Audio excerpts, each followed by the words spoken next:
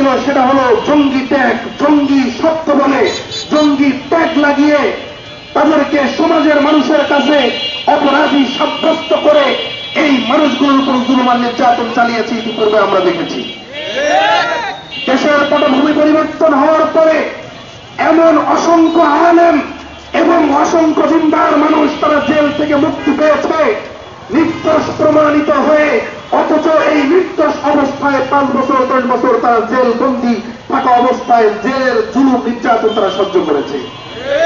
আমরা প্রশাসনকে বলতে চাই, যাদেরকে জঙ্গি ট্যাগ লাগিয়ে বছরের পর বছর জেলে বন্দী রাখা হলো, আয়না ঘরে বন্দী রাখা হলো এবং পরিবার থেকে তাদেরকে বিচ্ছিন্ন করে রাখা হলো, তারা যখন নিরপরাধ সাব্যস্ত হয়ে ঘরে ফিরে আসলো, তাদের এই 5 বছর আর 10 বছর নির্যাতনের এই সময়টা তাদেরকে কে ফিরিয়ে দেবে? আমরা আশান্বিত হয়েছিলাম 5ই আগস্টের পরে বাংলাদেশে হয়তোবা এমন কোন জঙ্গি নাটক সাজিয়ে অন্য কোন আলেম বা কোন দিনদার মানুষকে আর হয়তো নির্যাতন আর নিপীড়নের শিকার হতে হবে না। কিন্তু অত্যন্ত দুঃখের সঙ্গে আমরা জানাচ্ছি, আমরা ইতিমধ্যেই দেখতে পাচ্ছি পশ্চিমাদের এজেন্ডা বাস্তবায়ন করার জন্য আমরা ইতিমধ্যেই দেখতে পাচ্ছি বাংলাদেশের উল্লেখযোগ্য কিছু আলেম এবং কিছু দায়ীদেরকে আবার নতুন করে জঙ্গি ট্যাগ লাগিয়ে তাদের উপর জুলুম আর নির্যাতনের চোখ রাঙানো আমরা ইতিমধ্যেই লক্ষ্য করছি।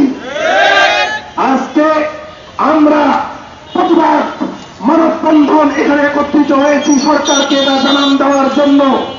যেই সমস্ত আলেম, যেই সমস্ত দায়ীরা আজকে মানুষের মাঝে ইসলামী শরিয়ার প্রকৃত দাওয়াত দিয়ে যাচ্ছে, ইতিপূর্বে যেমন জঙ্গি নাটকের মাধ্যমে তাদের উপর জেল এবং জুলুম চালানো হয়েছে, আর যেন জঙ্গি নাটকের মাধ্যমে কারো উপর জুলুম আর নির্যাতন না চালানো হয়। এর পাশাপাশি আমাদের দ্বিতীয় দাবি যেটা ছিল সেটা হলো, ইতিমধ্যেই আমরা দেখতে পাচ্ছি জাতিসংঘের মানবাধিকার কমিশনের অফিস বাংলাদেশে স্থাপন করার এক নতুন ষড়যন্ত্র আর চক্রান্ত আমরা দেখতে পাচ্ছি। এ ব্যাপারে আমাদের বক্তব্য স্পষ্ট।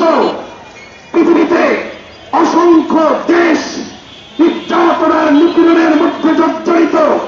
আফগান ধ্বংস করেছিল, ইরাক ধ্বংস করেছে আমেরিকা, ফিলিস্তিন ধ্বংস করেছে ইসরায়েল, সিরিয়া, লেবানন সহ অসংখ্য রাষ্ট্রের উপর জুলুম আর নির্যাতন চালাচ্ছে। অথচ পুরা পৃথিবীতে জাতিসংঘের মানবাধিকার কমিশন মাত্র 18টা রাষ্ট্রে স্থাপন তারা করেছে। এই জাতিসংঘের মানবাধিকার কমিশন এর কাজটা কি? এর কাজটা হলো মানুষের মধ্যে অধিকার নিশ্চিত করা। যদি তাই হয়, ফিলিস্তিনের নিরহ শিশুদের অধিকার কোথায় গেল? যদি মানুষের অধিকার নিশ্চিত করাই তাদের উদ্দেশ্য হয়, এখনো কেন গাজার ভূমিকম্পন হচ্ছে? জবাব চাই। আমরা স্পষ্ট ভাষায় বলতে চাই, এমন জাতিসংঘের আমাদের কোন দরকার নাই, ওই অথর্ব জাতিসংঘের দরকার নাই। অত্যন্ত দুঃখের সঙ্গে আমরা জানাচ্ছি, এই জাতিসংঘের মানবাধিকার কমিশন পৃথিবীতে যেই রাষ্ট্রগুলোতে প্রতিষ্ঠিত হয়েছে তারা যেই কাজগুলো করেছে তার মধ্যে 1 নাম্বার হলো নারী অধিকারের নামে তারা নারীদেরকে রাস্তায় নামানোটাকে সহজ করে দিয়েছে। ইসলাম নারীকে পর্দায় থাকতে বলে, ইসলাম নারী যে কোনো সেক্টরে কাজ করবে তবে পর্দার সাথে, কিন্তু মানবাধিকার বলি আর জাতিসংঘ বলি তারা নারীদেরকে রাস্তায় নামাতে চায়।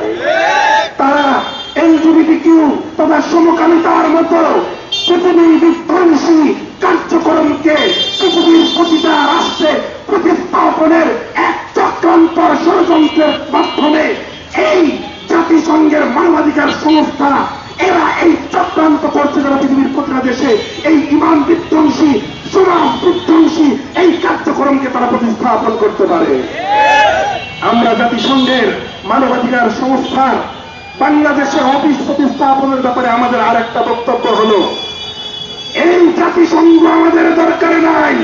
যেই জাতিসংঘ 90-100% মধ্যে মাত্র 3% নাস্তিকদের অধিকার নিশ্চিত করতে চায়। আমরা এমন সংঘ চাই যেই সংঘ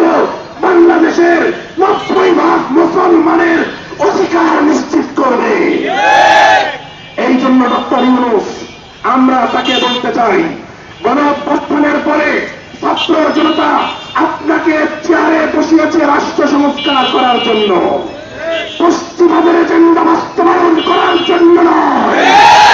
আল্লাহর জমিনে যদি পশ্চিমাদের এজেন্ডা বাস্তবায়ন করার স্বপ্ন দেখেন, মনে রাখবেন ফ্যাসিস্ট যেই পথে আল্লাহর জমিন থেকে পালাতে বাধ্য হয়েছে, ডক্টর ইউনূস আপনি যদি জাতিসংঘের মানবাধিকার কমিশন বাংলাদেশে প্রতিস্থাপন করার স্বপ্ন দেখেন, আপনাকে ওই পথে পালাতে হবে।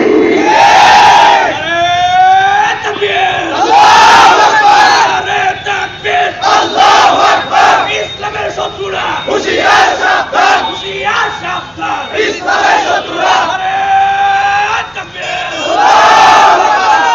আজকের মানববন্ধনে যে সমস্ত ধর্মপ্রাণ মুসলমান ভাইরা আমরা একত্রিত হয়েছি, সকলকে অভিনন্দন জানাচ্ছি এবং প্রশাসনের ভাইরা, সাংবাদিক ভাইরা যারা সার্বিকভাবে আমাদেরকে সহযোগিতা করছেন তাদেরকেও আমরা ধন্যবাদ জানাচ্ছি।